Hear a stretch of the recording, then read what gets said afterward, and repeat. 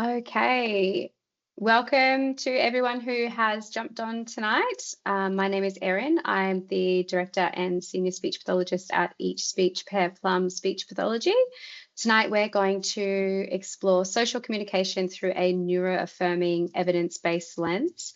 So this webinar's not only about autism, it'll apply to ADHD, anxiety, sensory differences, trauma backgrounds, PDA and developmental language profiles as well. So the goal of tonight is to understand communication differences between different neurotypes, reducing social threat and building authentic, safe connection across all of the different neurotypes that we see in our community.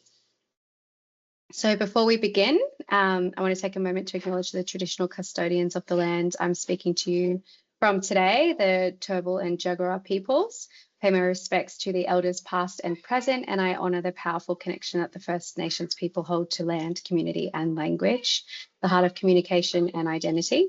So I also extend that respect to any Aboriginal and Torres Strait Islander people joining us this evening.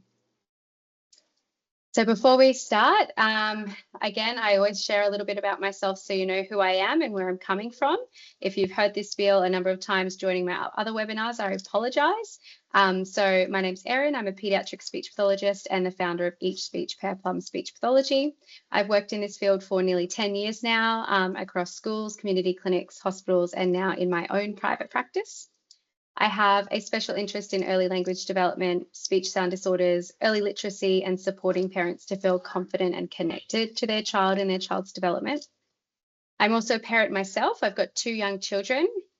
So I do understand the juggle, the questions, the worry, and the deep desire to help our kids thrive. And that's really what inspires me to do these webinars, is that I feel I'm so fortunate to understand a lot more about my child's development. And I think that information should be easily accessible to everyone. So whether you're here to learn something new tonight or just want to learn a little bit more or feel empowered, I hope that this next hour supports you on that journey. So what we're going to cover tonight is looking at definitions, to exploring different neurotypes, to discussing traditional approaches and what their limitations are, before we start shifting into what gold standard neuroaffirming practice actually looks like and how we support children in a real world context. Okay, so I want to take a moment to acknowledge that the language that I'm going to be using tonight, because it's really important and really matters. So you'll hear me using identity first language, such as autistic child or ADHD child, and there's a reason for that. So the research and feedback from autistic and ADHD communities consistently show that identity first language feels more respectful and more accurate for them. So it recognises neurodivergence as an important part of the person's identity, and it's not something to separate from them or something that needs to be removed from them. It's quite similar to how we would say a deaf person or a queer person is identity, it's not pathology. Identity first language aligns with our neuroaffirming practice as well, because it communicates, this is who you are and there's nothing wrong with you. But, and this is really important to note, individual preference always comes first. So while I'll be speaking in identity identity first language, it always comes down to what the individual prefers. So if a family or adult prefer person first language or uses their own terms, we honour that without hesitation. So language belongs to the person, it doesn't belong to the clinician, and it doesn't belong to anybody else. So the language that I use tonight is guided by the current evidence, community preference, and respect for neurodivergent identity, but we always leave space for personal choice as well. Before we talk about social communication, it's really important that we speak the same language. So when I say neurotype, I'm simply referring to the differences in how a person's brain processes social, sensory, emotional, and environmental information. Neurotypes like autism, ADHD, DLD, anxiety, PDA, and trauma backgrounds influence how communication feels, what feels safe for that individual, and what feels demanding, as well as what feels connecting. So you'll hear me say co-regulation, which is the foundation for all social communication. So a child cannot socially connect if they are not feeling regulated. So connection starts in the nervous system, not in our mouth. I'm also going to use words like masking to describe hiding authentic communication to fit in. We know from research that long-term masking increases depression, anxiety, and burnout. So our social communication will intentionally avoid encouraging masking because we're thinking about those long-term effects that it can have on a child. And importantly, when I say demand, I don't mean defiant behavior. I mean anything that requires energy, planning, compliance, or effort for the individual. So social interaction itself can be a demand for autistic, ADHD, anxious, and PDA profile children. I might quickly just touch on what PDA stands for. It's pathological demand avoidance, and it's attached or linked to our autistic community. So I want to ground us in what's reasonable and developmentally expected before we talk about intervention. Social communication develops differently for every child, and it's heavily influenced by neurotype, sensory load, emotional safety, and language abilities, and it's very much non-linear, so it's not a linear checklist. You'll find that many autistic or ADHD children stay in parallel play longer than others. Anxious children might speak less when they're overwhelmed. Sensory sensitive children may withdraw from busy environments long after peers. Children with DLD or developmental language disorder may understand more than they can express, which really changes their social responses and what they're able to show people they can do. Children with pathological demand avoidant profiles may fluctuate depending on the demand load, and not necessarily at the specific time. It'll be their demand load across the day or the week or the month, depending on where they're at with that. And trauma backgrounds may show freeze or fawn behaviors. So that's when, if we think about fight or flight or freeze, that's when something might happen, they feel threatened. They might not be threatened, but they are interpreting what's going on as a threat, and they might freeze and not be able to move out of that easily. So these are not delays. They are simply differences in how their communication emerges. So what matters most for all of our children is safety, connection, co-regulation, predictable environments, respecting the child's pace. And once these foundations are present, social communication grows naturally. So what is social communication? Social communication is not just talking, and it's definitely not just eye contact or turn taking. When we say social communication, we're talking about the entire dance of how humans connect with one another. There are so many different ways that this is involved in this.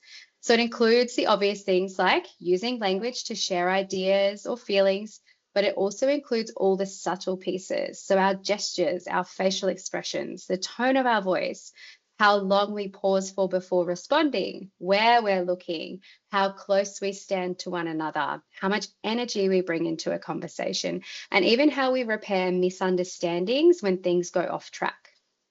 So every child has a unique social communication profile, and this is heavily influenced by their neurotype, their sensory regulation, their emotional state, and the environment that they're in.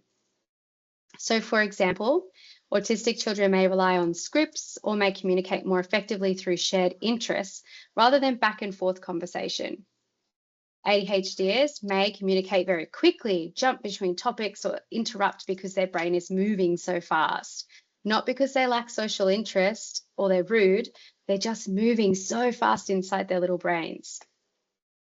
Anxious children might speak less, avoid initiating, or freezing when the social load feels too much for them. Sensory seeking or sensory sensitive children may find busy environments overwhelming, which affects how and whether they communicate at all.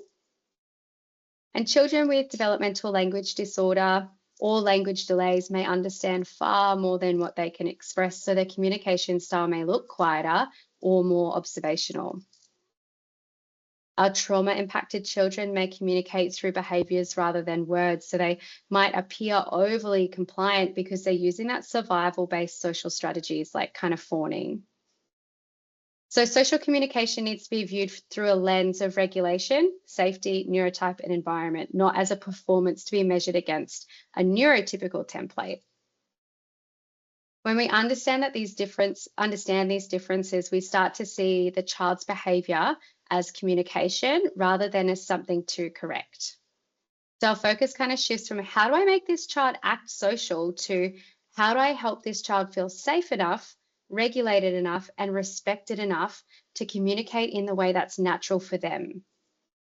And when we do that, when we support the child's sensory needs, emotional needs, relational needs, we see a real social connection emerge. And it's one of the greatest things that you can witness in a child. It's really special. So social communication breakdowns are not actually located within the child, they're relational. So this means that a social difficulty is something that happens between people and not actually inside or because of one single person. There may be a mismatch in pace, sensory needs, communication style, processing time, or expectations, and that can create disconnection for any neurotype. So, for example, an autistic child may rely on clear, direct language, while an adult uses vague or indirect language. We've already got a mismatch there, and that's going to create a lot of discomfort and confusion for those two communication partners. An ADHD as fast-paced may overwhelm a slow processing peer, or a slower processing peer, I should say. An anxious child might need extra time before responding, which can be misinterpreted as disinterest or not understanding. A sensory sensitive child may withdraw from busy environments, reducing their opportunities for connection. A PDA profile child may experience even simple social interaction as demand, leading to avoidance or shutdown. And a trauma-impacted child may use freeze or fawn patterns, which look like compliance, but they're actually protective behavior for them. So none of these are deficits, they're just mismatches to what we would expect for a neurotypical individual. So this idea comes from the theory from the double empathy problem. So it shows us that neurodivergent people often communicate beautifully with one another, that the challenges happen when different neurotypes interact. So because each person brings different expectations, rhythms, and ways of interpreting the world, there can be that mismatch. So instead of assuming a child lacks social skills, we assume that there is a bi-directional misunderstanding. So both people are trying, but they're using a different communication system or style each. So when we take this relational view, the focus shifts away from fixing the child and towards supporting the relationship, the environment, the sensory load, the pacing, the communication partner, and the context the child is communicating with. So this is much more of a compassionate, oh gosh, my words are not working tonight, sorry. Compassionate, evidence-aligned way of supporting children. And it really opens the door to connection that feels safe, respectful, and sustainable.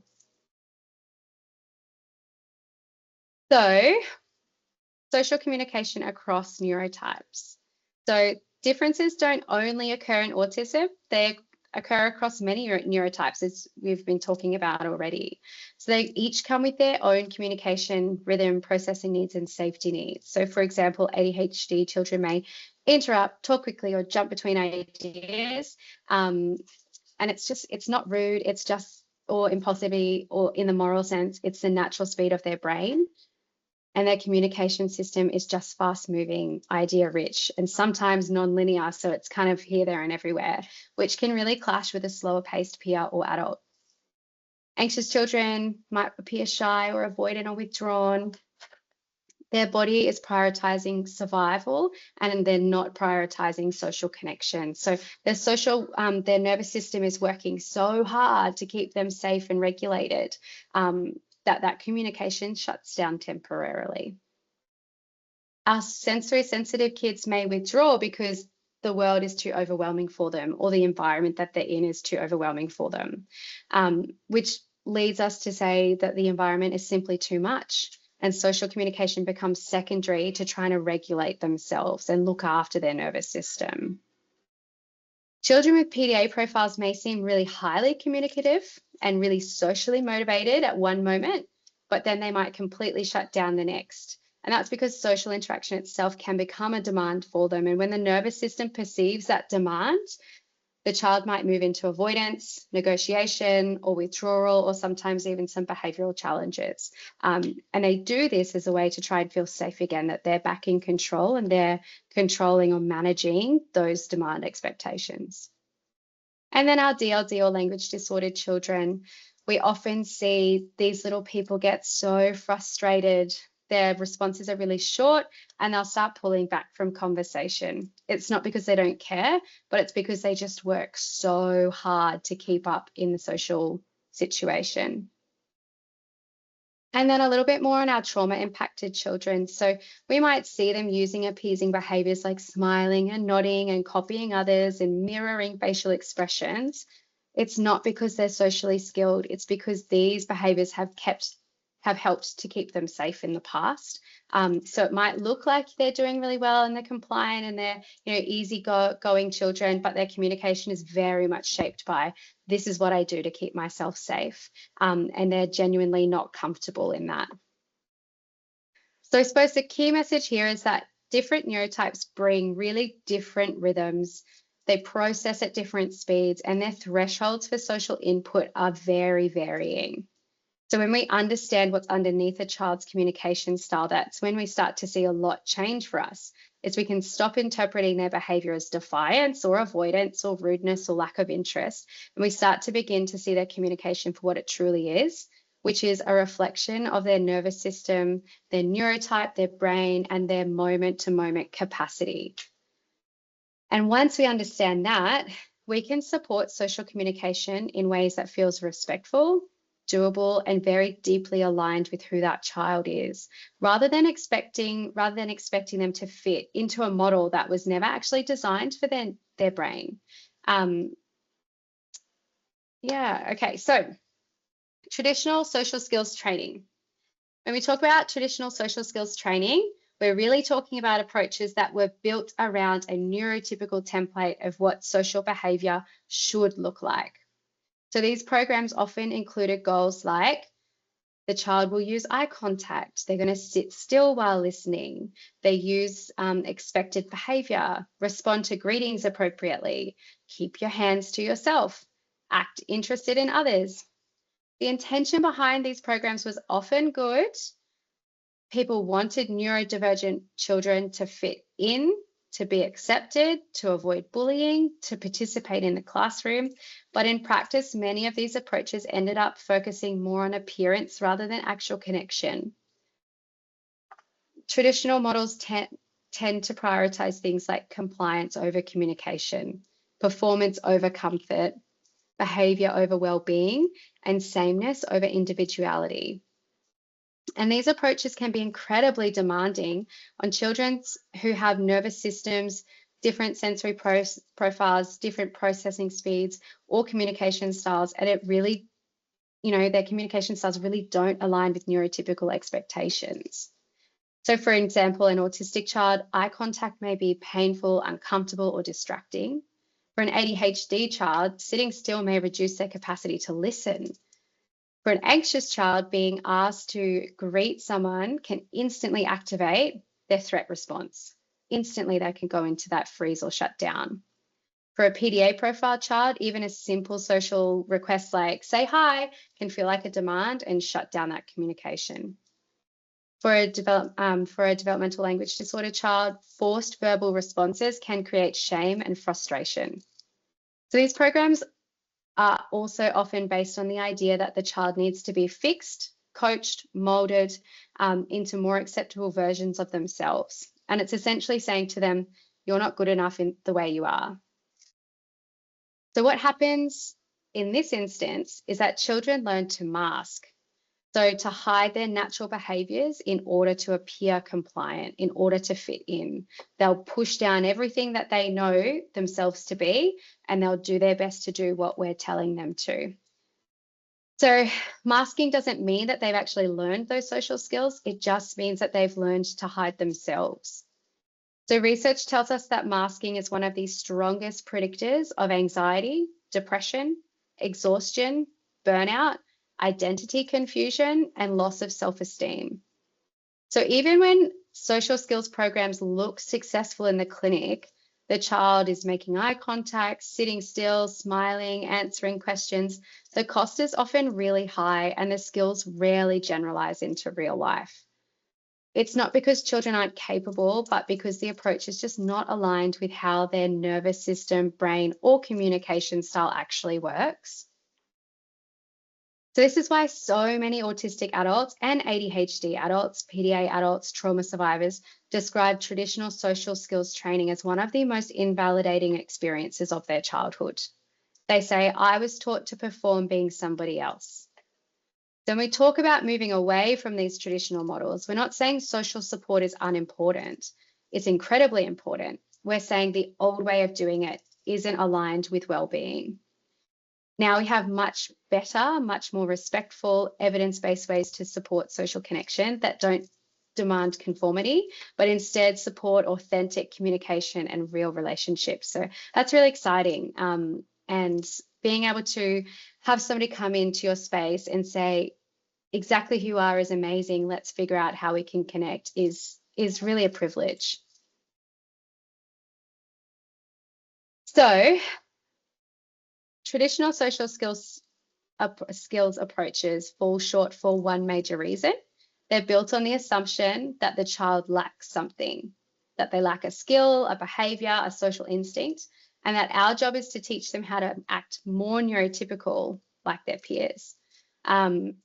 But when we look at the research, what we see is that many neurodivergent children already have social ability and skills, just not the kind that these programs measure or the kind that we have come to expect. So they may show connection through parallel play, shared interests, movement, scripting, proximity, information sharing, sensory joy, humor, or simply feeling safe enough just to be with someone. But traditional programs often overlook these strengths entirely, and instead they focus on kind of visible performance of social behavior, which are things like eye contact, smiling, nodding, responding quickly, still body, predictable expressions, following conversational rules. So the problem with that is that we're forcing these behaviors. By forcing these behaviors, it doesn't create genuine connection. It really creates performance.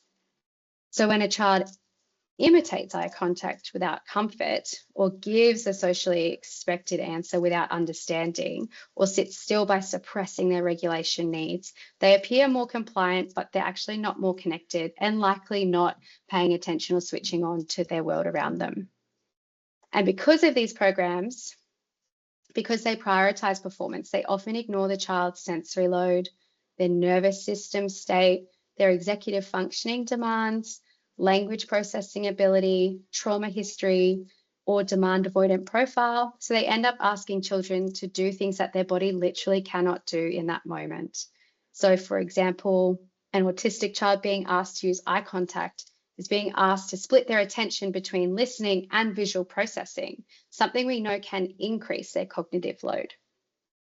An ADHD child being asked to wait their turn without movement support is being asked to inhibit their biological drive.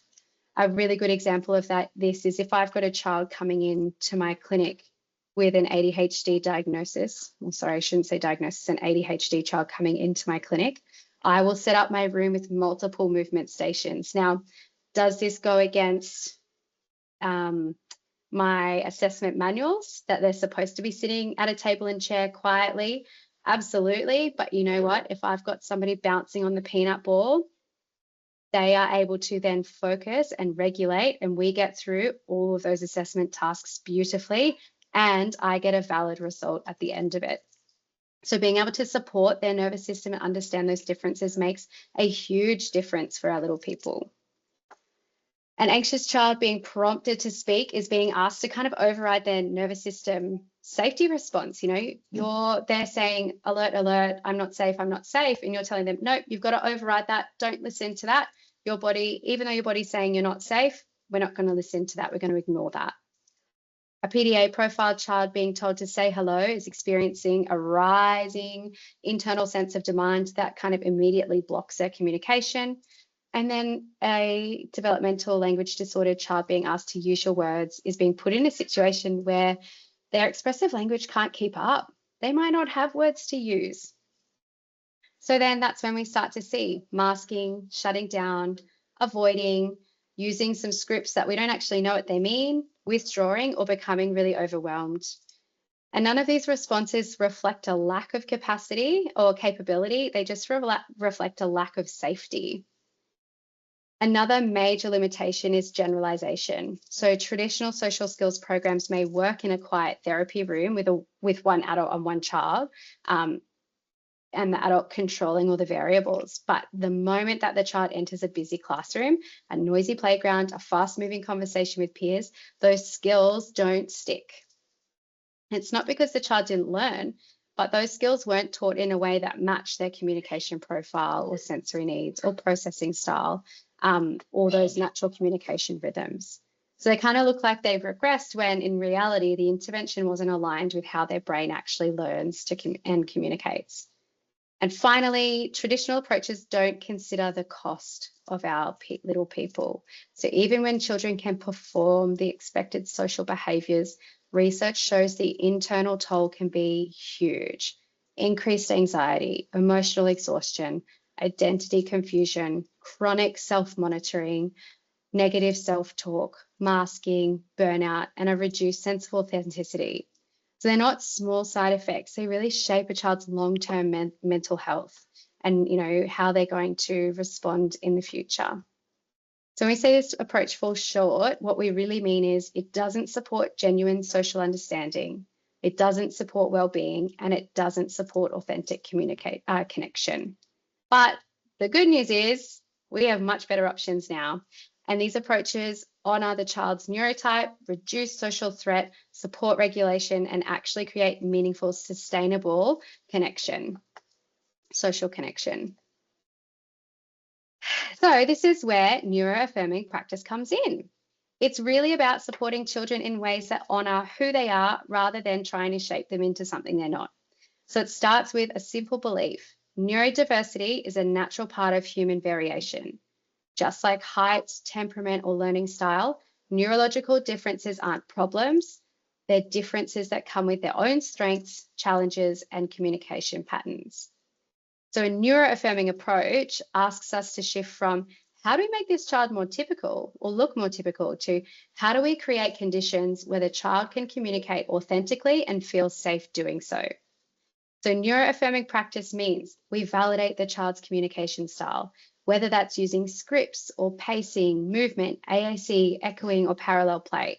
These are legitimate communication pathways. They're not deficits. We prioritize regulation over performance. A regulated child can connect, an overwhelmed child cannot, no matter how many skills they've been taught.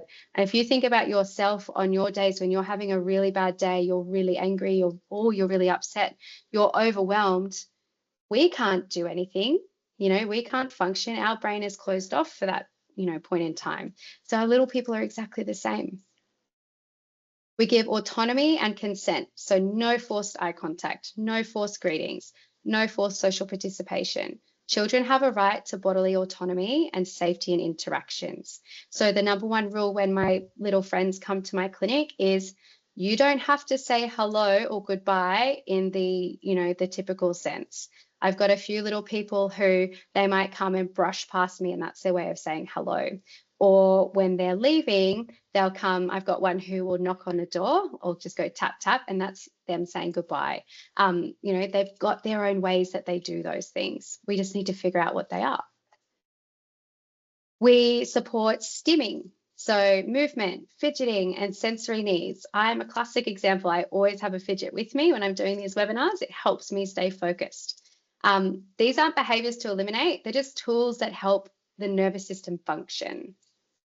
We consider the environment first. If a child isn't engaging socially, we don't assume they're being difficult. We look at the sensory load, the unpredictability, the pace, the expectations, and the relational safety. Oh, there goes my fidget. I've dropped it. I better pick it up.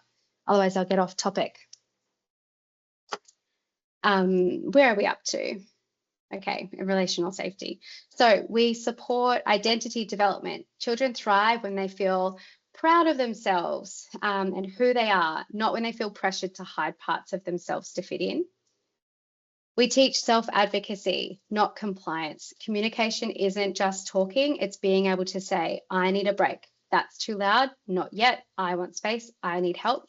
One of the first self-advocacy phrases I teach my little friends, and I laugh because it's so funny when they start doing it to other people, is I teach them to say, stop that, Erin, I don't like it. Give me space, Erin.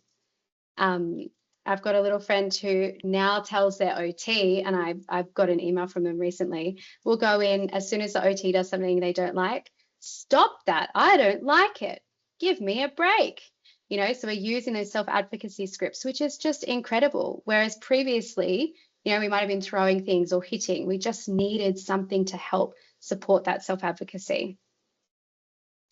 So this model aligns beautifully with the double empathy framework, the circle of security principles of feeling safety, trauma-informed care, sensory integration research, and what autistic and ADHD adults consistently tell us to help them and what harmed them. At its core, neuroaffirming practice is not a technique. It's a posture of respect. It's a belief that the child in front of us is already whole, they're already worthy, and they are already communicating. And it's our job to meet them where they are, not pull them into a mold that was not designed for them. So where we kind of look at what our old goals were versus how we would do goals now, we call these reframing goals. So when we shift into a neuroaffirming lens, our goals change, not because we're lowering expectations, but because we're choosing goals that support true participation, comfort, and authentic connection, rather than goals that simply make a child look social. So traditional goals often sounded like use eye contact, sit still for 10 minutes, respond to greetings appropriately, take turns without interrupting, use polite language. And I remember back, you know, when I was at uni and I was on student placements and even my first couple years out from graduating, I remember writing goals saying, Johnny will participate in a pop-up game and take 5 consecutive turns and wait for his turn. Like I used to write those goals, and I'm so glad now that I know better. So these goals are about compliance, not communication. It was purely, you know, if I think about the goals I used to write, it was purely about them doing what I wanted them to do in the way I wanted them to do it. I wasn't looking at the child themselves. So it's really measuring their performance, not relationships. And, you know, they often ask that child to override their sensory needs or developmental stage. So neuroaffirming goals, in contrast, they ask what actually helps this child participate, what helps the child feel safe, what helps them communicate in a way that feels authentic and sustainable for them. When we say sustainable, what's not going to burn them out or overwhelm or exhaust them. So we reframe. Instead of eye contact, we might say, we'll use comfortable and preferred ways to show attention, such as looking briefly, nodding, using a gesture, orientating their body, or verbalizing, you know, making a sound to acknowledge.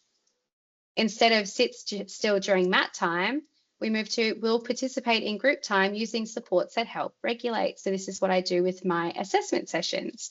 You know, there might be movement stations, fidgets, standing, reduced sensory load, or a predictable role. Instead of uses greeting words appropriately, we choose we'll have access to a greeting style that feels natural. Might be a wave, a nod, a scripted language, AAC, or a gesture, and communication partners will recognize and honor it. And instead of answers, questions, and conversation, we use will engaged in shared communication using their preferred methods. So including responding verbally, using visuals or AAC, scripting, taking extra time, or opting out when they're feeling overwhelmed. So our reframed goals support well-being, they respect social, sensory and emotional needs, they honor a child's neurotype, and they're far more likely to generalize those skills then. They build identity, not compliance. And most importantly, neuroaffirming goals preserve the child's sense of self. You know, they say you're allowed to be who you are, and we will support you in a way that works for your brain, your body, and your communication style.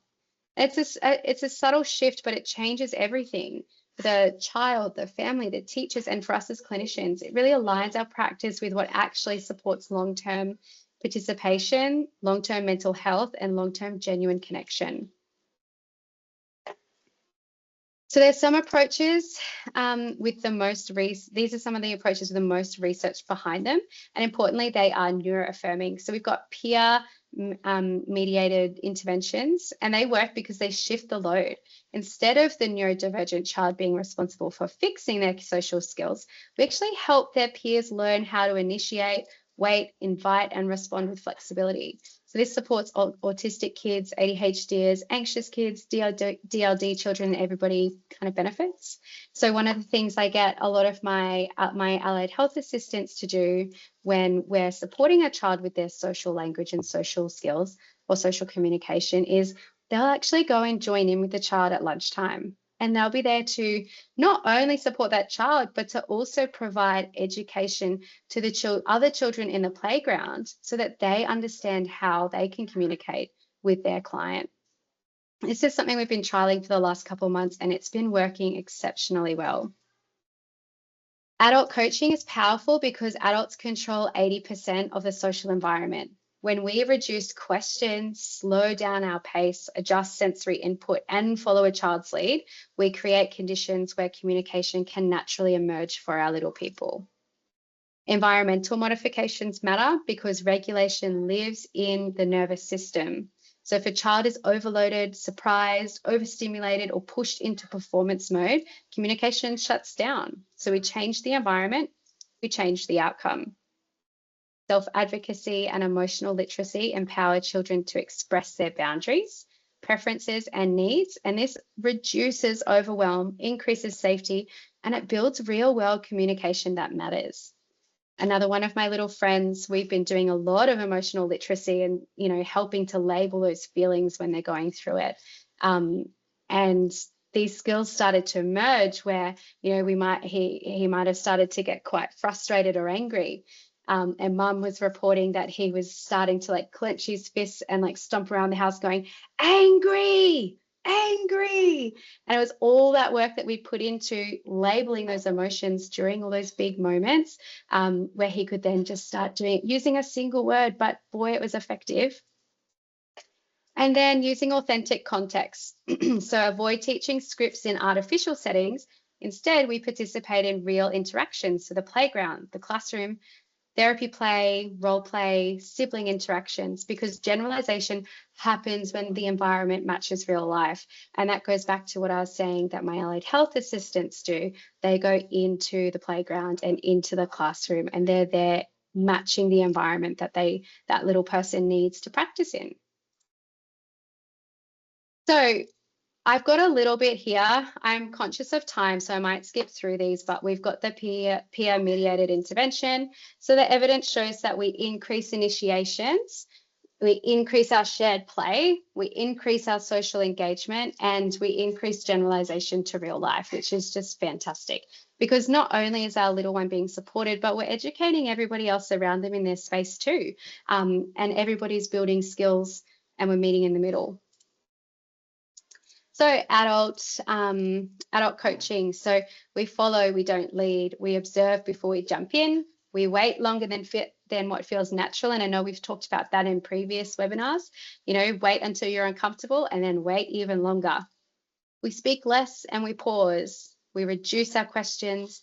We add visual anchors. We match emotional intensity. We validate without rushing, and we stay close for co-regulation. And we model social repair. That's probably one of the biggest ones, is modeling how we repair socially, because that's really hard. Self-advocacy. So for ADHD children, it might be, I need you to talk slower. Can I move while I listen? For anxiety or children with anxiety, I need a moment. Can we sit somewhere quieter? For those with sensory needs, oh, it's too bright. That noise hurts. I need my headphones. For PDAs, not yet. Try another way. For DLD, providing cards, visuals, AAC, or gestures so that communication doesn't rely solely on speech. And some everyday strategies that we can use for our little people with differences in social communication. So strategies might look simple on the surface, but they are incredibly powerful because they support the child's nervous system before we expect them to socially connect. So we're already trying to support that regulation. The goal isn't to make children act social, it's to create conditions where social communication naturally becomes possible. So let's walk through each one. I'll try and be brief. So we've got predictable routines. Predictability reduces social threat. Visual schedules reduce demand and working memory load. They're not having to hold that schedule in their brain because they know they can go back and take a look at it. Movement, it's not a distraction, it's regulation, particularly for our ADHDers. You know, their brains need motion to regulate. Our autistic children may need rocking or pacing or proprioceptive input before they can engage.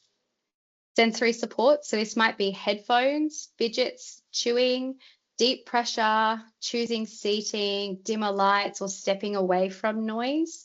If a child's sensory system is overwhelmed, communication shuts down. Sensory supports are not optional. They are really foundational. I have a little boy. My little boy has huge auditory overwhelm. And so he's got a set of headphones in almost like every room and at school and in the car and everywhere like possible, because if it's too noisy, he shuts down. Parallel play. So it's often dismissed as immature, but it's actually a really developmentally appropriate form of play. And it's really neurotype affirming as well. So it's a great form of social connection for our little people with different neurotypes because it can feel safer for them and it feels more sustainable, so they can engage in it longer than face-to-face interaction. So connection can happen side by side, not just face-to-face. And then interest-based engagement. So shared interests are the bridge to communication. You know, that's always our hook for our little people who are wanting to, or who are building social communication with, is that when we can share those interests and, you know, get joy, shared joy and enjoyment out of that, then they're going to want to keep doing it because, hey, this is really great. Erin thinks that trains are amazing. Erin knows nothing about Minecraft. I've got to tell her everything about it. I purposely don't learn Minecraft so that all the kids that come in can tell me about it. I can't retain it. I've tried really hard.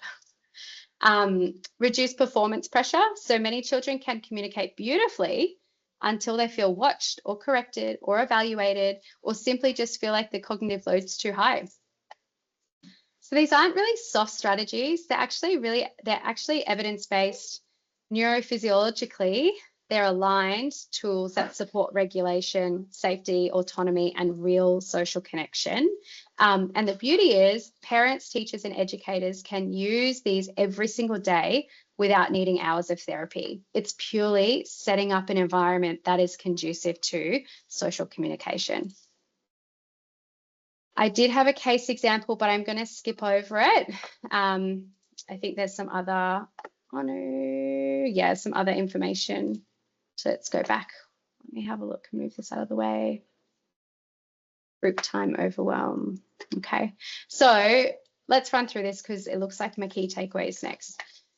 I worked with a little one who consistently avoided group time in a childcare setting, and every time the class came down on the mat for mat time, he'd become distressed. So he'd be pacing or hiding, pretending to be doing something else, or refusing to join in. So on the surface, it really looked like non-compliance, behavioural and avoidance, but underneath it was actually a regulation challenge, and like, please get your OTs involved. This is just, I've done a lot of extra learning, I suppose, and work really closely with OTs, but it comes down to, it was a regulation challenge, not a behavior problem. So when we looked through kind of that neuroaffirming lens, we realized several things were happening for this little person. The noise level was overwhelming. The proximity, the closeness to other children was too stressful for them. He was being asked to sit still on the floor. He couldn't predict how long it was going to last for. So going to sit down was even more uncomfortable because I don't know how long I'm going to have to do this for. He didn't know what his role was in that instance, and he felt watched and pressured to perform. So kind of no amount of prompting or praise is going to fix that for this little person, because the environment itself was a barrier for him. So instead of working on social skills, we actually worked on reducing the demands and increasing his safety. So here's what we did to change it. We added a standing spot at the back of the group. So it reduced that sensory load of all the bodies close by, and it gave him a sense of control. We had a visual card showing the routine, so he could see what was happening next and how long it was going to last for. So predictability dropped that anxiety immediately. We gave him permission to move. He could rock, he could shift his weight, he could take a step back without being corrected or told to stand still. And we reduced the verbal loads. Instead of lots and lots of language, the teacher used simple cues and visual gestures as well. So we just brought our language level down to what was developmentally appropriate. And what happened next was really cool, because that child, the child didn't change, the environment did. And like within the week, he was choosing to join the group. He was engaged for longer. He was copying actions. He responded to songs, and he just generally looked so much more calm and so much more comfortable in the space. And he stayed available for learning and connection then, because he wasn't shutting down by that overwhelm. So while his social communication didn't improve because we taught him any specific skill, it just improved because we were able to remove barriers that were getting in the way and causing those shutdowns. And this is really what the heart of neuroaffirming practice is. It's that children don't need to be fixed.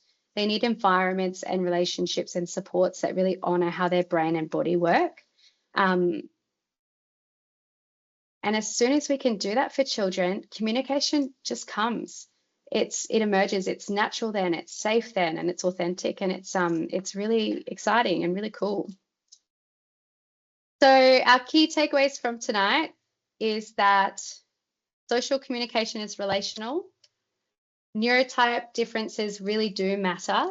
Traditional social skills are not best practice. Neuroaffirming practice protects our children's well-being and long-term mental health.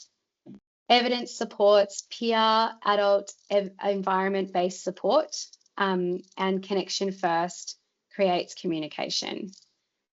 So some resources and questions. We have got a few autistic and neurodivergent voices that you can look up. So take a photo if you're interested, and some professional resources as well. And I've got all of it's very small, sorry, but all of the different research and resources that I've used for tonight's presentation. And here we go. So thank you for joining us. You can pop questions in the chat, or you can turn your camera on and turn your mic off and ask a question. I will do my best to answer questions. I'm not usually good on the spot, I have to say. And if you feel like giving any feedback on the webinar, that's always much appreciated. I never know how to do better unless I'm told what I need to do better, or even to hear what we're doing well so we can keep doing that as well. See you later.